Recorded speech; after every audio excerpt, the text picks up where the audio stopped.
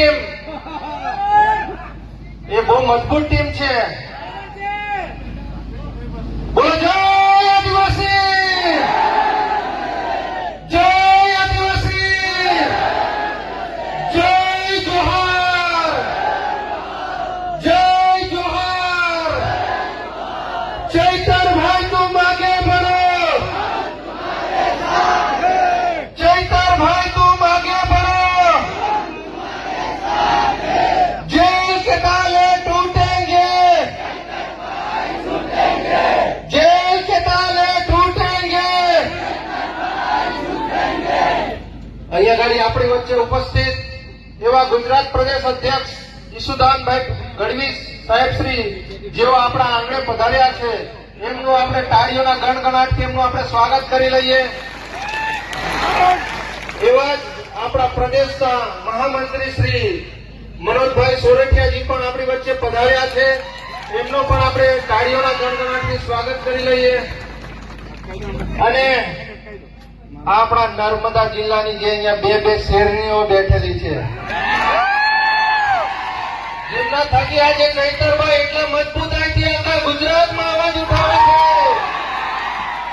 અને જેઓ અત્યારે જેલમાંથી છૂટીને બહાર આવ્યા છે એવા શકુંતલાબેન વસાવાનું આપણે જોરદાર તાળીઓના ગણગણાટથી એમનું સ્વાગત કરી લઈએ.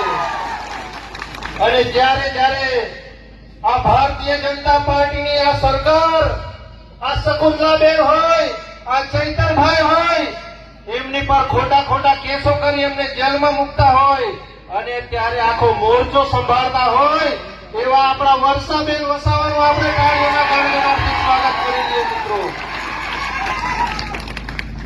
તેમજ આપણા તમામ મહાનુભાવો, અહીંયા તમામ આગેવાનશ્રીઓ અહીંયા પધાર્યા છે. દૂર દૂરથી, આજુબાજુ ગામમાંથી, આજુબાજુ જિલ્લાઓમાંથી અમારા વડીલશ્રીઓ પધાર્યા છે. એવા તમામ આગેવાનશ્રીઓ, વડીલોને અમે આમ આદમી પાર્ટી પરિવાર તરફથી આપનો ખૂબ ખૂબ આભાર વ્યક્ત કરીએ છીએ. મિત્રો, આજે આ સરકારશ્રીએ ગઈકાલે એ લોકોએ જાહેર કર્યું હતું ને, તમારા બધાના જ મોબાઈલમાં સાયલેન્ટો વાગ્યા હતા. વાગ્યા હતા કે નહીં વાગ્યા? તમે વિચાર કરો, આજે કુદરત પણ આપણી સાથે છે કે આગાહી એટલી બધી કરવામાં આવી હતી અલગ અલગ જિલ્લાઓમાં, પણ તેમ છતાં આજે આ વરસાદ જે આપણી પર આજે મહેરબાન છે કે આજે આટલી જનમેદનીને આટલે આજે બધા ભેગા થયા છે અને આજે વરસાદ નથી પડ્યો, એટલે કુદરતનો પણ આપણે આભાર માનવો જોઈએ મિત્રો.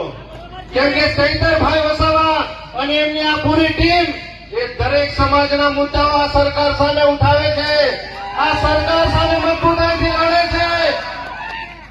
એના માટે જ આપણા સાહેબશ્રીને જેલમાં મૂક્યા છે.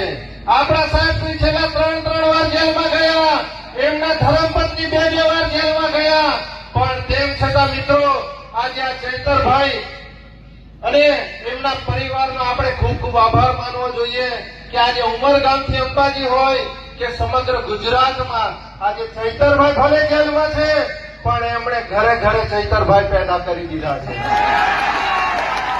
અને આજે આ આખા ટ્રાઇબલમાં જે આ ઘરે ઘરે ચૈતરભાઈ પેદા કરી દીધા, એ જ આ ભારતીય જનતા પાર્ટીને ખૂંચી રહ્યું છે. જ્યારથી આપણી આ જિલ્લા પંચાયત બની છે મિત્રો, આ ભારતીય જનતા પાર્ટીએ આપણા ચૈતરભાઈને એક નહીં જેવી સામાન્ય કેસમાં અઠવાડિયામાં 3 દિવસ સુધી તારીખો પાડતા હતા. આ લોકો એક દિવસ ચૈતરભાઈ જેલ તારીખ ભરવા ન જાય તો આ લોકો એમની પર વોરંટ કાઢતા હતા. તમે વિચાર કરો, 2023 નો કેસ અને 2026માં આ સરકારોએ જજમેન્ટ આપ્યું. આજે આ પ્રદેશના નેતાઓ અહીંયા ગાડી ઉપસ્થિત છે, એમણે ચૈતરભાઈને જવાબદારી સોંપી હતી કે ઉમરગામથી અંબાજી સુધી 400 સીટો 500 સીટોની જવાબદારી છે ચૈતરભાઈ તમારી ઉપર. અને આ 500 સીટોમાંથી આપણા ચૈતરભાઈ રાત દિવસ ભૂખે તરસે પરિવારની ચિંતા કર્યા વગર દરેક સમાજમાં, દરેક ગામે ગામ તમામ વિસ્તારોમાં જઈને આ ભારતીય જનતા પાર્ટીના ઉમરગામથી અંબાજીમાં આ તાલુકા પંચાયત આ જિલ્લા પંચાયતમાં સુપડા સાફ કરી નાખ્યા અને 400 સીટો લાવ્યા. આપણે કેટલી લાવ્યા? 400 સીટો. એ આ ભારતીય જનતા પાર્ટીના નેતાઓને પેટમાં તેલ રેડાઈ રહ્યું છે. એ જ આ અમને ગમતું નથી. આ ચૈતરભાઈ વસાવા ટૂંક સમયમાં જ આવે છે અહીંયા આપણી વચ્ચે. આપણા સાંસદ શ્રી અહીં ગાડી હમણાં બહુ સ્ટેટમેન્ટો આપે છે આડેધડ કે ચૈતરભાઈએ શું કામ કર્યું, ચૈતરભાઈ શું કરે છે. અરે ભાઈ, તમે તો 30-35 વર્ષથી સાંસદ છો.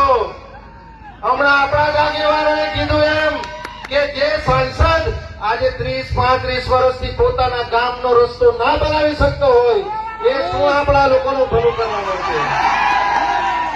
આજે એ સાંસદ આજે દિલ્હીમાં આટલું બધું એ થઈ રહ્યું છે. કેમ ભાઈ તમે એ બાબતે નથી બોલતા? અમારા વિદ્યાર્થીઓ અહીંયા ગાડી ગ્રેજ્યુએટ છે. તમામ લોકો આજે મહેનત મજૂરી કરી રહ્યા છે. તમે એશિયાની ફર્સ્ટ નંબરની જીઆઈડીસીમાં તમે સાંસદ છો. અમારા નર્મદા જિલ્લામાંથી તમે કેટલા લોકોને નોકરી પર લગાવ્યા ભાઈ? લગાવ્યા છે કોઈને? આપણા વિસ્તારમાંથી કોઈને પ્રાઇવેટ નોકરીમાં નથી લગાવી શકતા, કોઈને સરકારી નોકરીમાં નથી ભલામણ કરી શકતા. અને રાજ્યમાં મુખ્યમંત્રીને પત્ર લખે, દેશના વડાપ્રધાનને પ્રશ્ન લખે. અરે ભાઈ, તમારાથી આ તમારો જિલ્લાનો પ્રમુખ તો તમારાથી અજવાતો નથી. આ તમારા જિલ્લા પંચાયત જિલ્લાનો પ્રમુખ, એ તમે ધારાસભ્ય, તમે સાંસદ સભ્ય, તમારો આખો ટીમનો આખો બધો કાફલો તમે ગાંધીનગર લઈ જાઓ છો, પણ તમારી પીપોડી તો કઈ વાગતી નથી. અને તમે પાછા ગયા છો અમારા ચૈતરભાઈને દબાવવા માટે. અને ડિબેટ કરવી હશે તો સાહેબ શાંતિથી થોડી રાહ જોજો. આવે છે અમારા સાહેબ.